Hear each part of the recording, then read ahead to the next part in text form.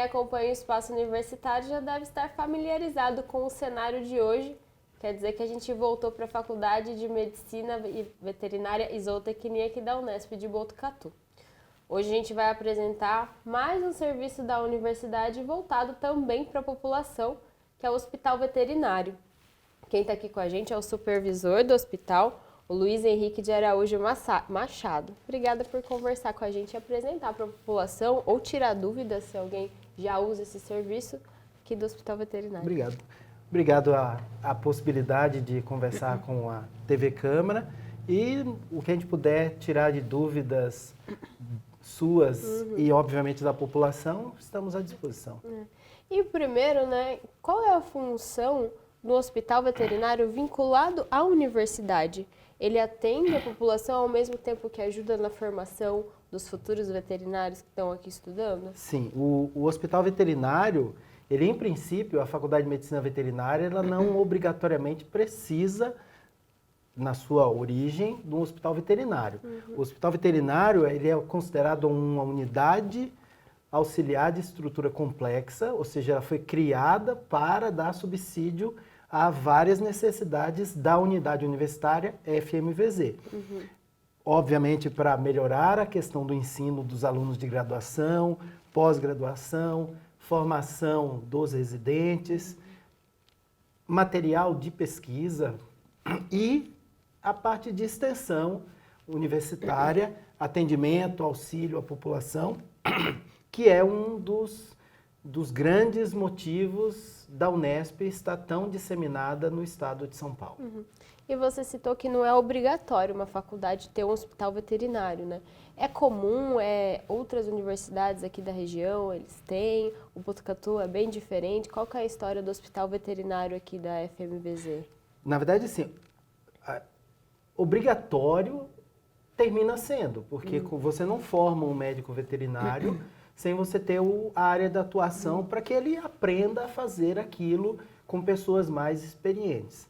Então, de modo geral, todos os cursos de medicina veterinária têm hospitais universitários, em maior ou menor complexidade. Então, hoje, em números, o nosso hospital veterinário, ele, se não é o maior da América Latina, é um dos maiores, em volume de atendimento, procedimentos, formação de matéria humana, ele é um dos maiores. A história aqui do Hospital Veterinário se confunde muito com a história do próprio curso.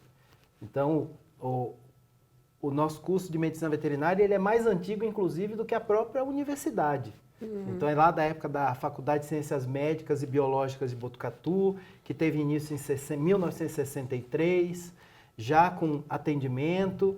E aí depois, em 76, a Unesp foi criada e incorporou a nossa unidade. E a primeira formalização em ata oficial do Hospital Veterinário é de 1978. E de lá para cá, começou em 63, formalizou, consolidou em 78. E de lá para cá, a gente só foi evoluindo e aumentando o nosso potencial de atendimento e de melhoria para a população. Então, desde a década de 70, como que ele se consolidou na cidade? Como ele se consolida em Botucatu hoje? Olha, hoje eu posso dizer que, na verdade, a gente, mais até do que Botucatu, essa semana, na terça-feira, nós fomos fazer uma exposição na Assembleia Legislativa do Estado de São Paulo, e aí nós levamos alguns números. Então, sem falar de número de atendimento, que eu acho que a gente vai tocar daqui a pouco, mas mas pode falar, tá, que é legal para o pessoal entender como é grande, como atende. Então tá ótimo. Nós temos um levantamento dos últimos 5 anos de cidades em que o hospital veterinário teve animais atendidos, sem contar número, que obviamente Botucatu é o número maior, não foi esse o foco. Mas nos últimos 5 anos, nós atendemos animais de 398 cidades do Brasil. Nossa! Só do estado de São Paulo foram 327 cidades com ao menos um animal atendido aqui no Hospital Veterinário. Quando a gente joga isso no mapa do estado de São Paulo, não há nenhuma região do estado que não tenha uma marcação. Então, Nós estamos bem localizados, né? Bem no meio do estado, fácil acesso para basicamente o estado inteiro e por ser referência, muitos casos vêm para cá do estado e de fora do estado. Nós hoje temos estabilizado nos últimos 2, 3 anos 24 mil atendimentos por ano. Aí entra cães, gatos, bovinos, equinos, ou seja, as diversas espécies. Um número muito maior de pequenos animais, cães e gatos. E, nos últimos anos, uma média de 150, o ano passado deu 195 mil procedimentos, entre cirurgias, exames, consultorias, enfim. Então, nós temos hoje uma realidade de, no ano, 24 mil atendimentos, e 195 mil procedimentos realizados.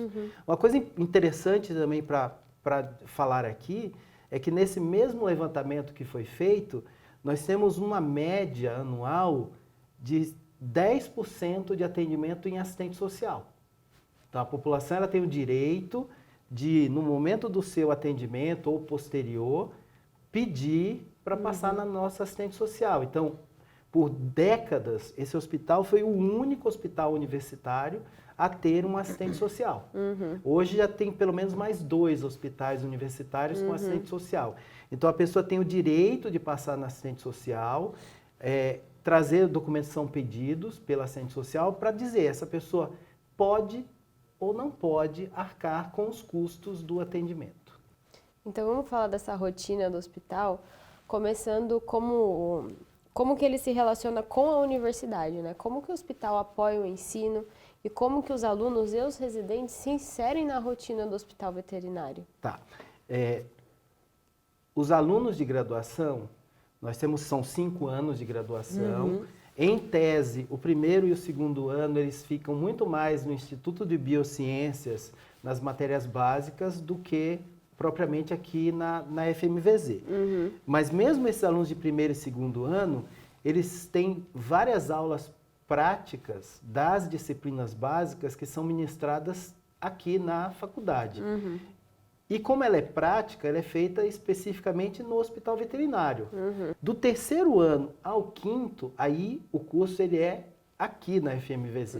E aí esses alunos, eles têm todas as aulas práticas são feitas no hospital veterinário.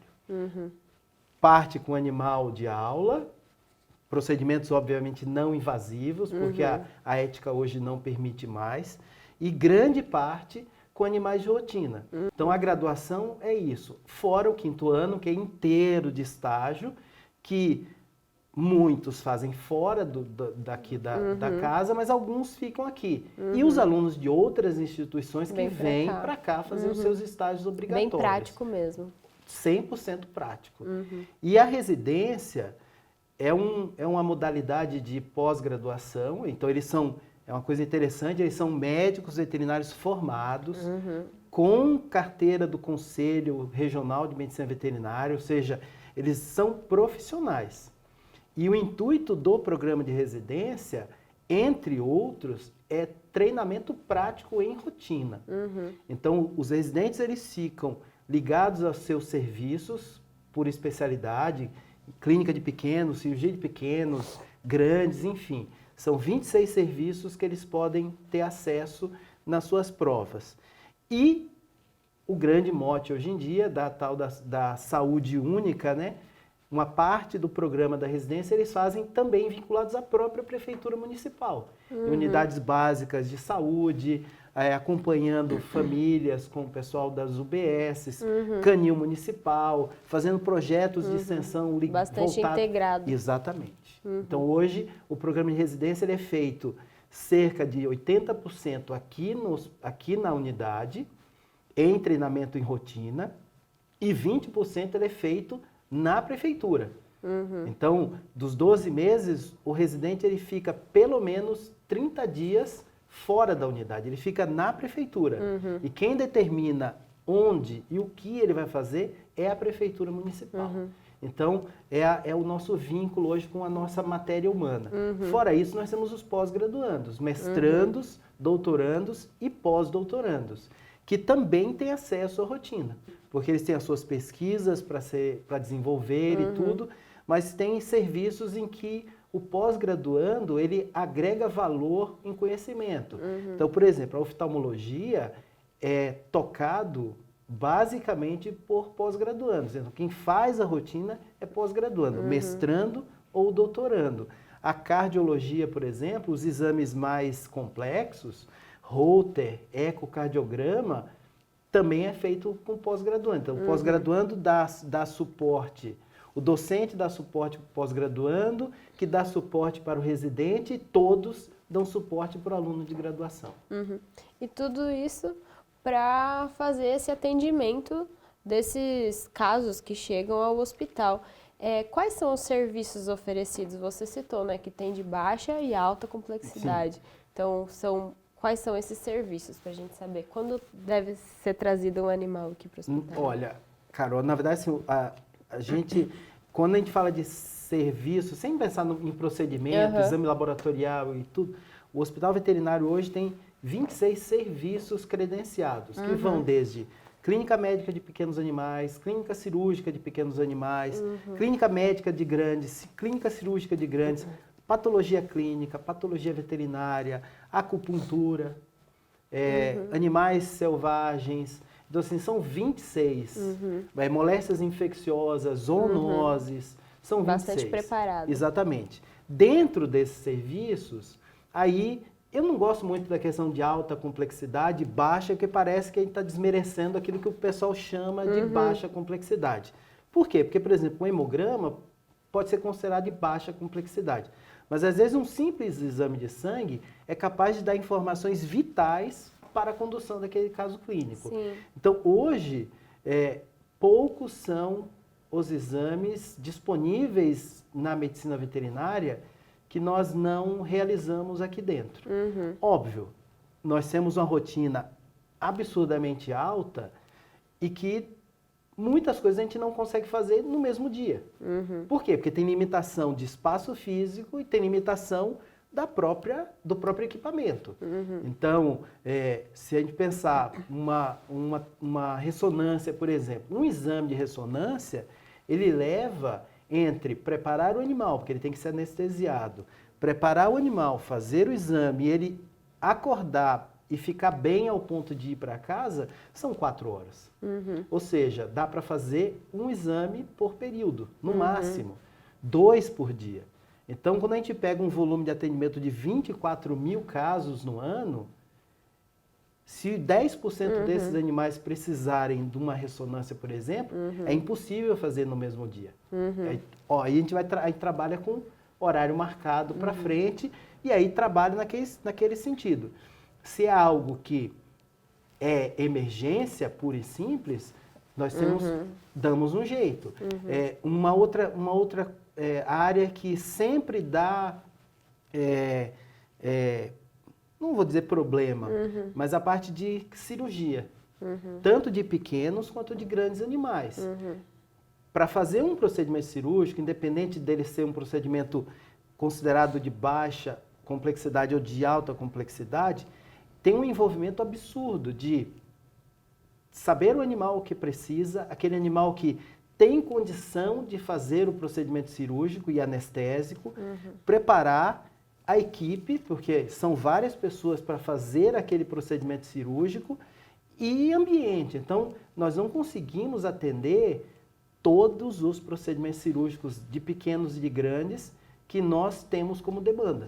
E às vezes aquele animal que não é emergência, ele termina ficando muito para frente, ou a gente até orienta o proprietário a procurar ajuda em outro local. Eu até iria perguntar como que funciona esse atendimento, como é a demanda, né? Pelo jeito é bem alta, e como que funciona essa questão do tempo de espera, agendamento, prioridades, talvez. Na verdade, quando a gente fala de 26 serviços, de modo geral, o hospital ele atende por ordem de chegada. Só que nós temos algumas exceções. Então, a oftalmologia, ela atende apenas no período da tarde. Então, começa a abrir ficha às 13h30, ordem de chegada, e tem a limitação, dependendo do dia, a pessoa pode ser atendida naquele dia ou não. A neurologia, que também demanda um tempo muito longo de consulta, exame neurológico, também é horário marcado. E a cirurgia de pequenos animais, que também tem uma limitação, porque se for atender todos os que chegam, que obrigatoriamente precisarem de procedimento cirúrgico, também não daria. Então, nós atendemos basicamente por ordem de chegada. Exceto em emergência e urgência. Isso, aí não. Aí realmente aí passa.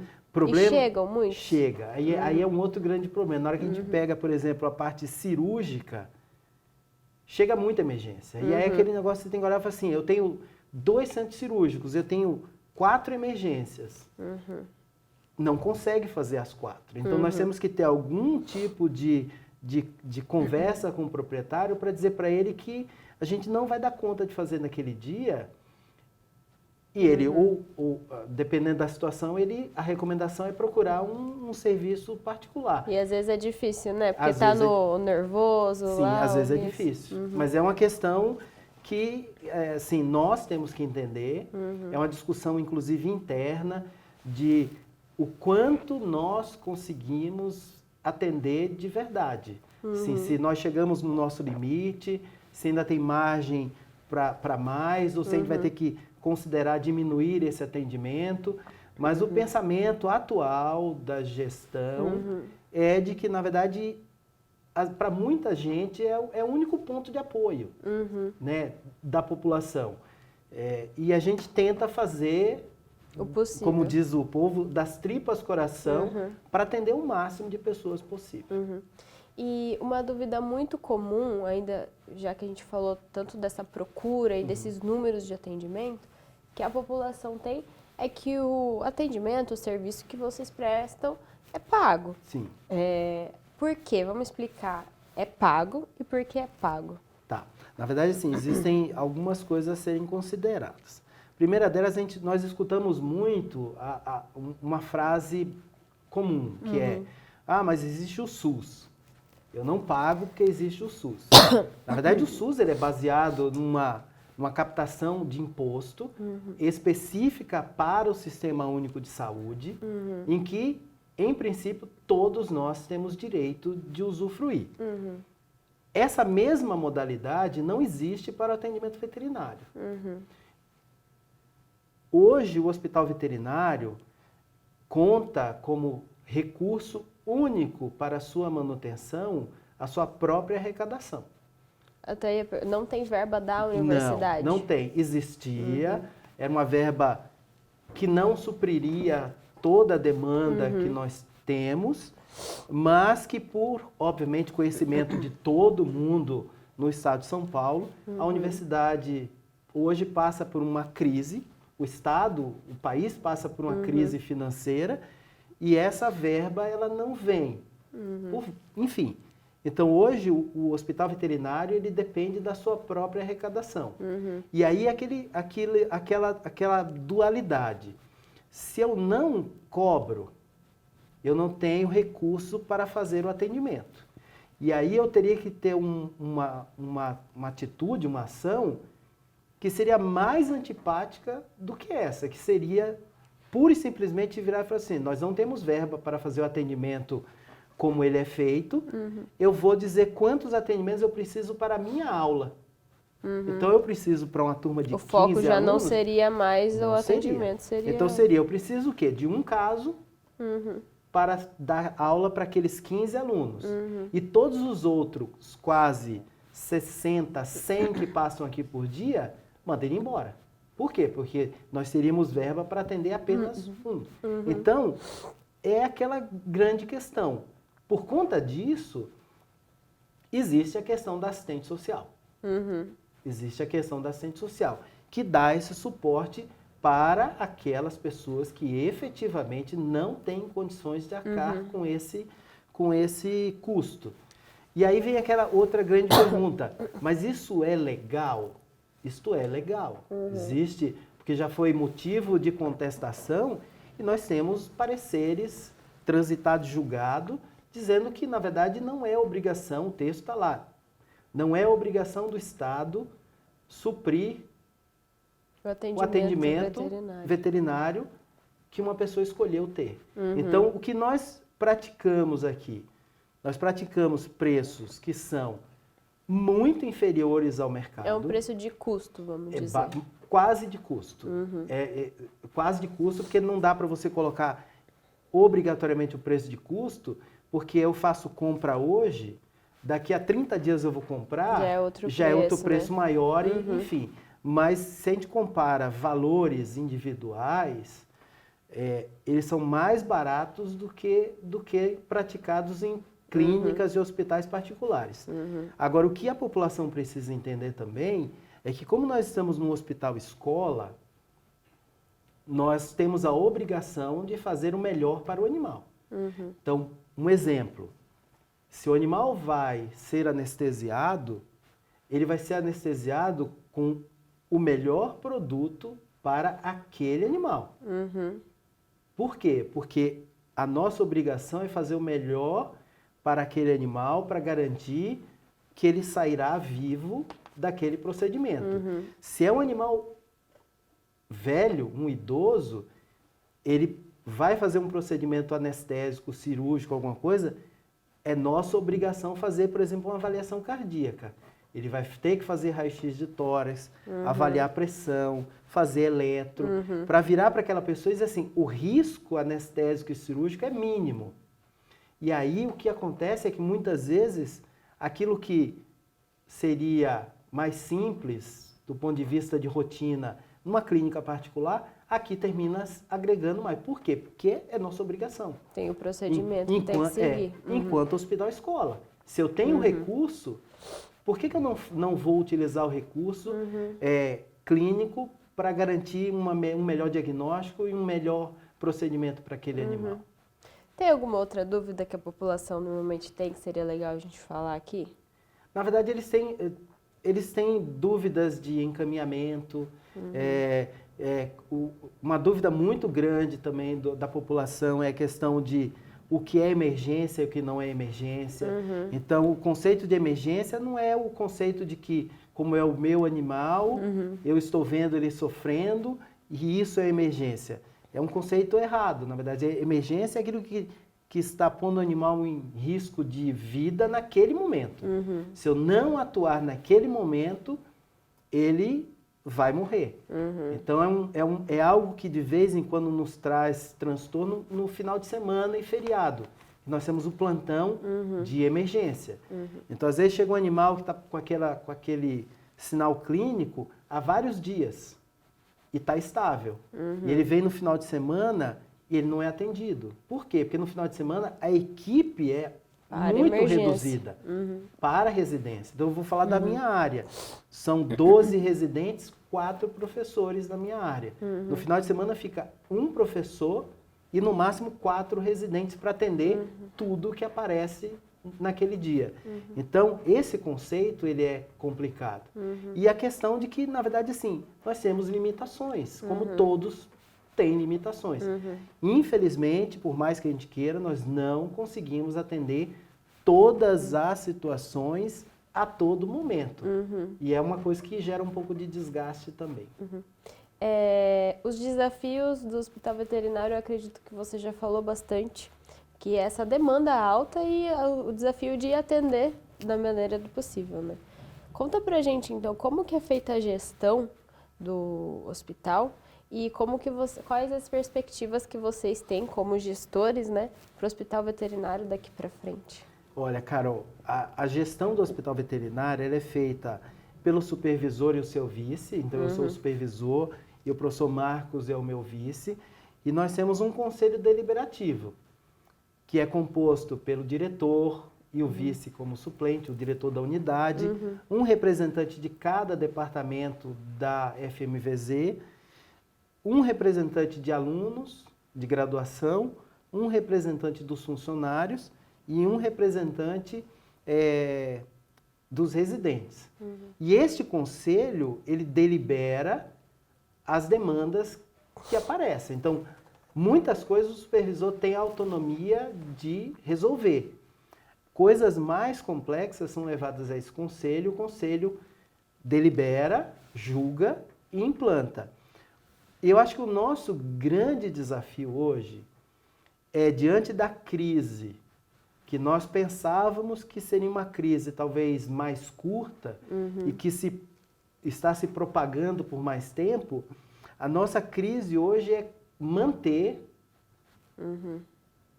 o volume de atendimento que nós temos hoje.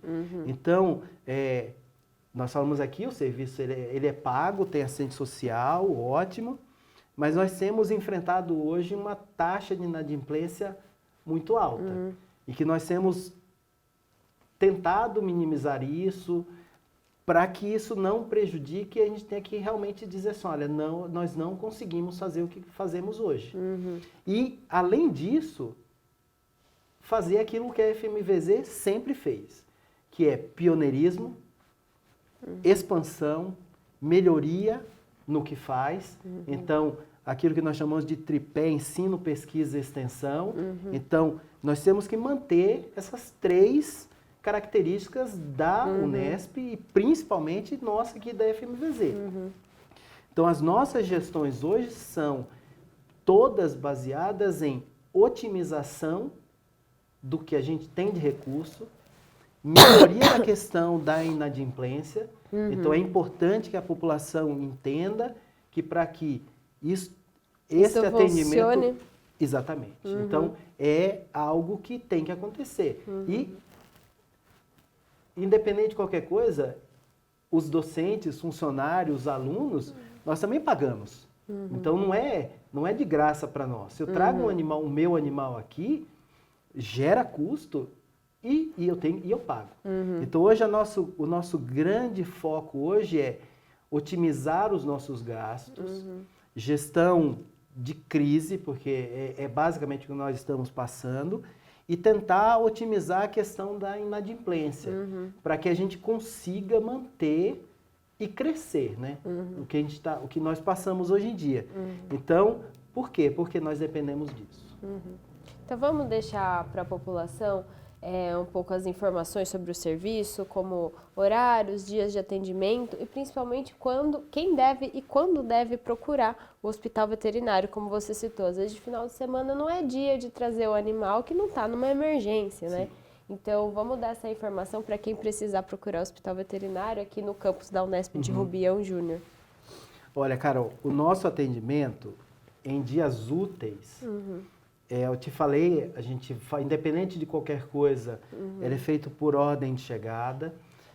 Nós abrimos ficha, começamos a abrir ficha, fazer a triagem às 8 da manhã e fazemos essa abertura de ficha até às 11 da manhã.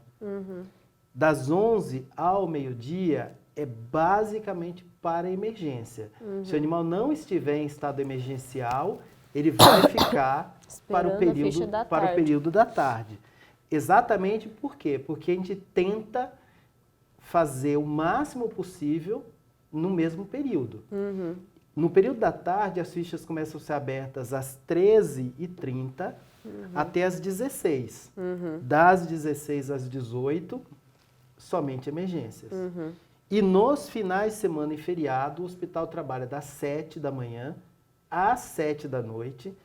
Peço encarecidamente à população que não deixe para trazer o animal no final do período, porque 7 horas o hospital fecha. Mas assim, de modo geral, o que eu recomendaria, principalmente para as pessoas de fora de Botucatu, que eu não gostaria de deixar um número específico. Na página da FMVZ, então www.fmvz.unesp.br, existe lá uma aba Hospital Veterinário. Então as pessoas, principalmente as de fora de Botucatu, que tente entrar em contato antes conosco para saber qual é o melhor dia, qual é o melhor período, para a gente fazer orientações básicas para que a pessoa venha e tenha naquele dia o melhor atendimento, o mais o que a gente puder fazer de mais naquele período. Então, um exemplo bobo, às vezes a pessoa vem até aqui, viaja 200, 300 quilômetros, chega aqui, é algo que precisaria, por exemplo, de um procedimento anestésico, e a pessoa deu comida para o animal. E não se pode anestesiar o animal sem ter feito o jejum. Bastava uma informação, já bastava a resolvia, informação. né? Às vezes a pessoa viaja muitos quilômetros para cá para fazer um determinado exame que, por limitação de equipamento, tem que ser marcado. E aí a pessoa vem até aqui para descobrir que aquele exame naquele dia é impossível de ser feito, para a gente marcar numa data posterior. Então, acessa o site da universidade, tem lá o histórico do hospital, tem falando todos os serviços que constam no atendimento, tem os contatos para fazer, ligue antes, principalmente as pessoas de fora de Botucatu. Porque é muito chato a pessoa chegar aqui e realmente descobrir que é impossível ser atendida naquele momento. A gente faz o que pode, mas a gente não faz o que é impossível. Sim. Professor Luiz, muito obrigada pela conversa. Espero que a gente tenha esclarecido algumas dúvidas e também apresentado esse serviço para quem está assistindo. Esse foi o Espaço Universitário, hoje falando do Hospital Veterinário da FMVZ. A gente se vê na nossa programação, também no YouTube. Tchau!